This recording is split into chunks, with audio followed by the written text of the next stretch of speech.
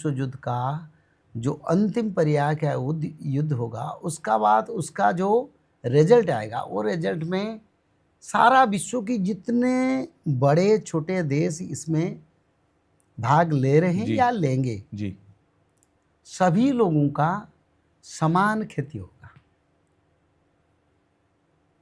सभी लोगों का समान क्षति होगा। जी कोई लोग उसमें बच के नहीं जाएंगे, पहला। दूसरा क्या होगा ना, दूसरा यही होगा, मनुष्य ने जो स्ट्रक्चर, जो साइंस, जो टेक्नोलॉजी, जो विकास किया, उस विकास फिर जीरो को आएगा।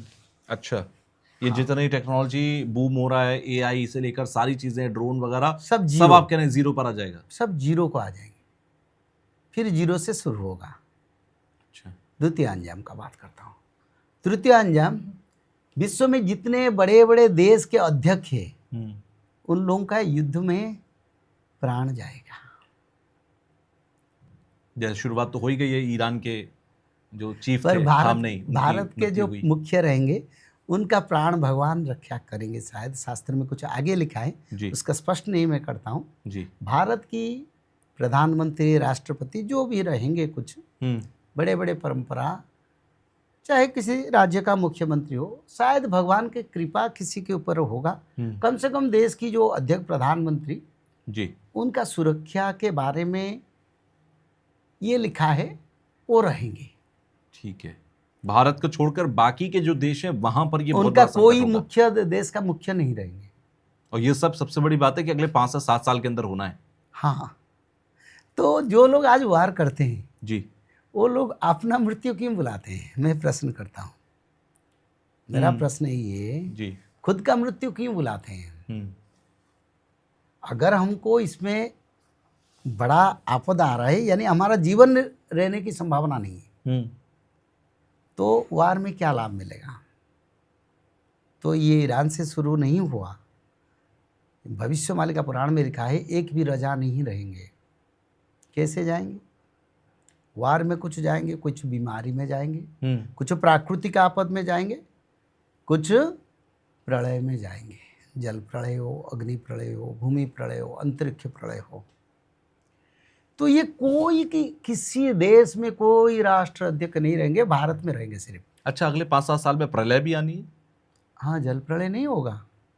अच्छा, तो इसीलिए इसका अंजाम यही होगा। सारे राष्ट्र मुख्य जो बड़े आज गर्व के साथ वार कर रहे हैं, वो सब वीरगति प्राप्त करने के लिए नहीं बचेंगे, अपमृत्यु से जाएंगे।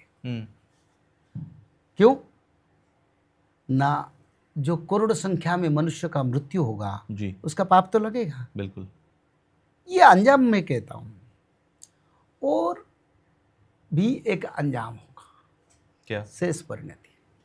सारे विश्व की जलवायु जहरीला हो जाएगा, लोग सांस नहीं ले पाएंगे, पानी पी नहीं पाएंगे, पानी मिलेगा नहीं, सूखा भी पड़ेगा, खाना भी नहीं मिलेगा, खाना खाएंगे तो जर हो जाएगा जी, दवाई खाएंगे तो काम नहीं करेगा, बैठेंगे तो बच नहीं पाएंगे, और सारा दुनिया अंधेरा छा जाएगा।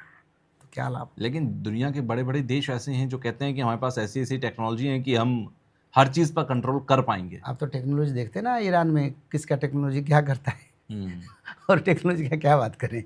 ईरान कितने छोटे कंट्री है और सबसे रिचेस्ट कंट्री के साथ कितने दिन लड़ाई कर रहा है। बिल्कुल।